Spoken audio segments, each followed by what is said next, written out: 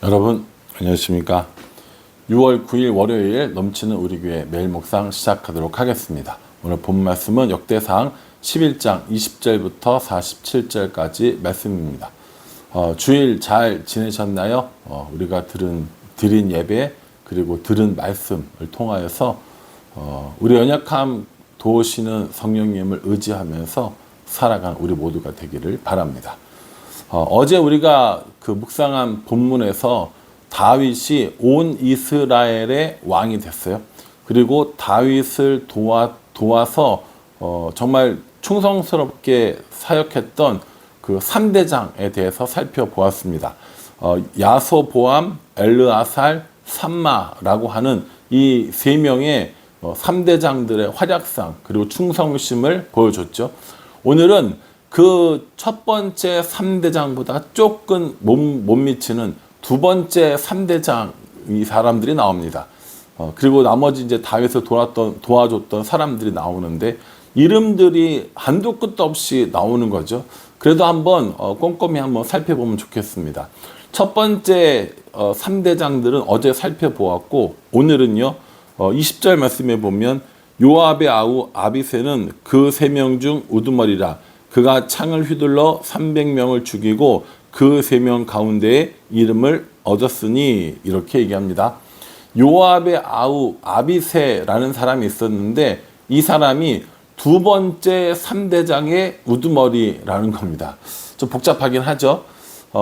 첫 번째 3대장은 야소보암, 엘르아살, 삼마라는 사람이었고 두 번째 3대장은 아비새 그리고 뒤에 나오는 분하야 그리고 세 번째는 이름이 나오지 않습니다. 이름이 나오지 않는 이유는 나중에 다시 설명해 드릴게요. 그래서 이 아비새라는 사람은 어떤 사람이었느냐? 창을 한 번 휘둘러서 300명을 죽였던 사람입니다. 한 번은 아니고요. 어쨌든 간에 창을 휘둘러 300명을 죽인 사람이라는 거죠. 첫 번째 어떤 야소보암이라는 사람도 창을 휘둘러 300명을 죽였는데 일단 뭐 대장 정도 되려면 이 정도 전투력을 가지고 있어야 된다라는 것이죠. 이 아비새와 분하야 그리고 또 한 명이 두 번째 3대장이라고 얘기했는데 이 역대기의 이 저자는요 분명히 첫 번째 그룹과 두 번째 그룹을 딱 구분 짓습니다. 21절 보십시오. 그는 둘째 3명 가운데에 가장 뛰어나 그들의 우두머리가 되었으나 첫째 3명에게는 미치지 못하니라 이렇게 얘기합니다. 그렇죠. 아주 명확하게 딱 구분해 주는 거죠. 앞에서 이야기한 3명의 첫 번째 그룹이 있었고 두 번째 그룹에 아비새와 분하야와 또 한 명 있는데 이 사람들은 첫째 그룹에는 미치지 못했다라고 이야기하면서 오늘 20절과 21절에 아비새의 공적, 아비새에 대해서 이야기해 주고 있습니다. 그리고 22절에는요. 갑스엘 용사의 손자 여호야다의 아들 분하야는 용감한 사람이라. 그가 모압 아리엘의 아들 둘을 죽였고 또 눈 올 때에 함정에 내려가서 사자 한 마리를 죽였으며 이렇게 얘기합니다. 두 번째로 나온 사람은 분하야라는 사람인데 이 사람은 어떤 사람이냐면 용감한 사람이에요. 얼마만큼 용감한 사람이냐면 모압 사람 아리엘의 아들 둘을 죽였다라는 겁니다. 아마 이 사람은 굉장한 용사였겠죠. 그 아리엘의 아들 2명이라는 사람들이. 그러니까 그 사람들을 죽인 것이 아주 특별한 이런 능력이었다라는 것을 이야기해 주고요. 눈이 올 때 함정에 내려가 사자 한 마리를 죽였다라고 얘기합니다. 여러분 사자를 죽이는 일을 아무나 할 수 있습니까? 아니요. 그렇진 않습니다. 동물의 왕이라고 불리는 사자 아닙니까? 아무리 함정에 갇혔다 할지라도 사자를 죽이는 일은 쉽지 않았을 건데 이 분하야가 그 사자를 죽일 만큼 용감한 사람이었다라는 거죠. 또 23절에 보면은 키가 큰 애굽 사람을 죽였다라고 이렇게 이야기합니다. 여러 가지로 쭉 이야기를 하면서 이 분하야의 공적이 어떠했는가에 대해서 이야기를 해주고 있습니다.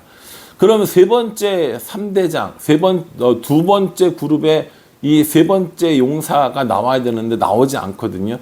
그 사람 우리는 누구라고 생각하냐면 요압이라고 생각합니다. 요압의 이름이 왜 나오지 않는가에 대해서는 여러 가지 이야기들이 있는데 명확하게 딱 이거라고 이야기하기는 어렵고 요압은 워낙 유명한 인물이어서 기록하지 않아도 모두가 알고 있었기 때문이다 라고 이야기를 하는데 조금 저는 좀 정말 그럴까라는 생각은 있습니다. 어쨌든 이 두 번째 그룹의 3대장은 세 번째 이 용사는 나오지 않고요. 다만 그 사람이 요압일 것이다 라고 생각을 합니다. 왜냐하면 요압은 그 당시에 굉장히 유명한 사람이었고 용맹한 사람이었고 군사령관이었는데 첫 번째 3대장의 이름이 다 나오잖아요. 두 번째 2명밖에 안 나오잖아요. 그러니까 이 사람이 요압이지 않았을까라고만 추측한다고 할 뿐 사실 정확히는 모릅니다. 그리고 이제 그 다음에 26절 이하에 나오는 사람들은 누구냐면 다윗을 도와서 전쟁을 수행하고 또 나라를 지켰던, 나라를 이렇게 든든히 세웠던 사람들의 이름이 쭉 나옵니다.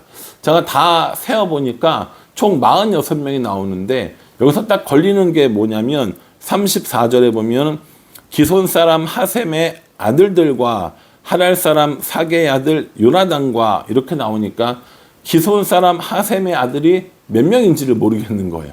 이름이 안 나오고 그냥 아들들이라고 나오는 거고 또요 42절에 보면 루벤 자손 시사의 아들 곧 루벤 자손의 우두머리 아디나와 그 추종자 30명과 이렇게 나오거든요. 그 추종자 30명의 이름은 나오지 않아요. 그러니까 대략 봤을 때 46명인 거고요. 거기다가 이 30명을 추가하면 76명인 거고요. 아들들이 몇 명인지 잘 모르지만 어쨌든 한 명 이상이니까 얼추 한 80명 정도 된다라고 계산할 수 있거든요. 이 80명의 사람들이 다윗을 도와서 이렇게 나라를 굳건하게 만든 그런 사람들이라는 겁니다. 그러면 우리는 여기서 이 사람들의 이름을 보면서 누군지도 모르는데 왜 이래? 왜 이렇게 이 사람들의 이름만 적었어? 라고 생각할 수 있는데 충분히 우리는 그렇게 생각할 수 있죠. 그러나 이렇게 이름을 나열한 이유가 있다라는 겁니다.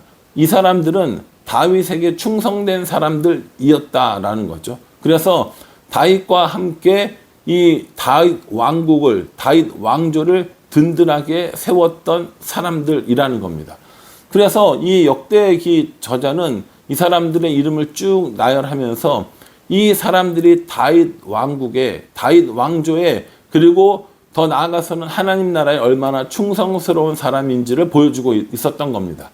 용감했고 충성했던 사람들의 이름을 쭉 쓰면서 이들이 다윗을 왕으로 만들었고 또 다윗이 왕이 된 이후에 나라를 굳건히 세운 사람들이다라는 것을 우리에게 보여주고 있다라는 거죠.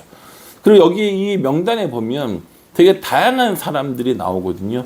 모두가 다 유대인들, 이스라엘 사람들이 아니라 다양한 종류의 주변에 있는 사람들도 나오는 것을 볼 수 있습니다. 여러분들이 잘 아실 만한 사람 중에 41절에 보면 햇사람 우리아와 알레의 아들 사박과 이렇게 나오는데 여기서 햇사람 우리아가 누굽니까? 나중에 다윗이 범죄했던 그 밧세바의 남편이 햇사람 우리아라는 겁니다.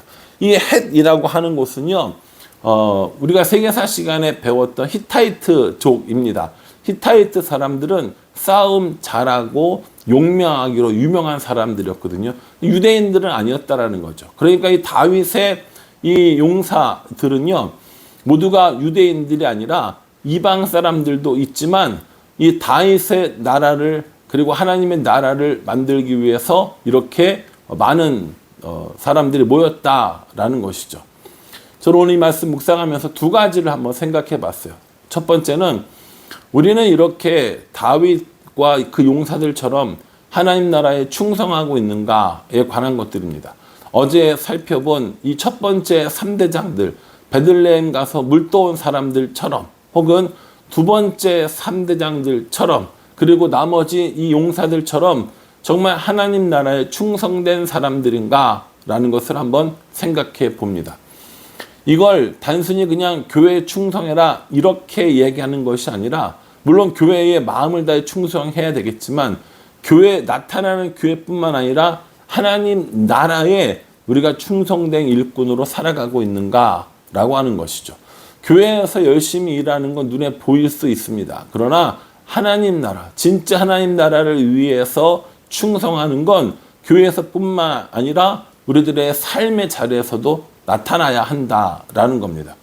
교회에만 충성하는 것이 아니라 보이는 일에만 충성하는 것이 아니라 우리들의 삶의 모든 영역에서 하나님 나라를 위하여 그렇게 충성된 사람들로 살고 있는지, 보이지 않는 그 영역에서도 우리는 하나님의 용사로 살고 있는지 이거 한번 확인해 봐야 된다는 거죠.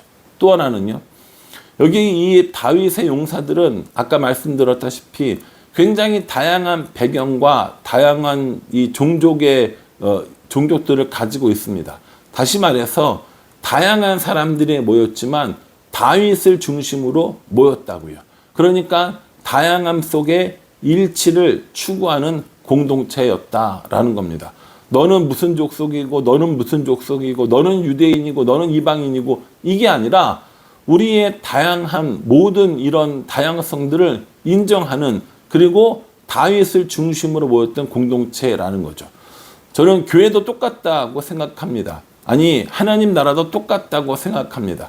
우리는 다 신앙적인 성장 배경, 혹은 일반적인 성장 배경, 재산의 유무, 학벌의 유무, 등등등 되게 많은 것들이 다른 사람들이거든요. 같은 것들이 거의 없는 사람들이라고요. 어떤 사람들은 장로교의 배경을, 어떤 사람들은 감리교의 배경을, 어떤 사람들은 뭐가 있을까요? 침례교의 배경을, 이런 종교적인 배경도 다 달라요. 어떤 공부한 수준도 다르고요. 물질적인 소유의 수준도 다 다른 사람들입니다. 뿐만 아니라 여러 견해도 다 다른 사람들이겠죠. 정치적인 견해도 다르고, 재물에 대한 견해도 다르고, 사역에 대한 견해도 다르고, 다 다른 사람들이 모여 있는 곳이 어디입니까? 바로 교회라는 것이죠. 그렇게 다양한 사람들이 모여 있지만 우리가 하나 될 수 있는 가장 큰 이유는 바로 예수 그리스도 때문이라는 겁니다. 그래서 다양한 사람들이 모여서 다양한 것들을 주장하는 것이 아니라 다양한 사람들이 모였으나 예수 그리스도 안에서 하나가 될 수 있는 공동체, 그것이 하나님 나라의 공동체고 그것이 눈에 보이는 교회여야 한다라는 겁니다. 다윗은 다윗의 힘으로 전쟁을 치렀던 것이 아닙니다. 첫 번째 그룹의 3대장들, 두 번째 그룹의 3대장들, 그리고 여기 나와 있는 많은 용사들, 이런 사람들이 한마음 한뜻이 되어서 군사들을 이끌고 전쟁을 수행하고 나라를 안정시킬 수 있었다라는 것이죠. 우리 각자도 다 하나님의 용사들이라고 저는 생각합니다. 나는 3대장이야. 나는 두 번째 3대장이야. 나는 용사야. 이걸 따지는 것이 아니라 우리가 하나님 나라에 얼마나 전심으로 충성을 다하고 있는가, 우리가 이것을 생각해 봐야 되지 않을까라는 생각을 해봅니다. 용사로 불러주신 것만으로도 저는 감사합니다. 하나님 나라를 위해 싸울 수 있는 군사로 불러주신 것만으로도 감사합니다. 나의 싸움은 하나님 나라를 위한 것인지 아니면 나를 위한 것인지 다시 한번 들여다보면서 나의 이 싸움이 나를 위한 싸움이 아니라 하나님 나라를 위한 싸움, 나의 많은 전리품들을 얻기 위한 용사가 아니라 하나님 나라를 위한 용사가 되었으면 좋겠다라는 생각을 해봅니다. 저 여러분 모두 이 말씀을 묵상하면서 하나님 나라의 용사로 부름받았으니 하나님 나라를 위하여 싸우며 살아가는 우리 모두가 되기를 주님의 이름으로 축복합니다. 기도하겠습니다. 하나님, 다윗과 다윗의 용사들의 모습을 살펴보았습니다.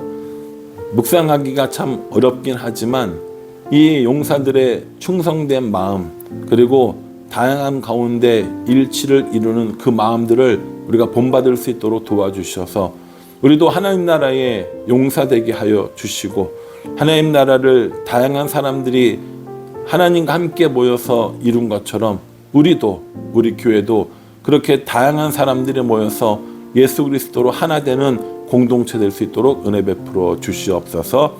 예수님의 이름으로 기도합니다. 아멘. 여러분 이 말씀 어렵다, 이렇게 이름만 나오냐 이렇게 생각하지 마시고 조금 더 꼼꼼히 묵상하시면서 하나님 나라의 용사로 살아가기를 결단하시기를 간절한 마음으로 기도하겠습니다. 감사합니다.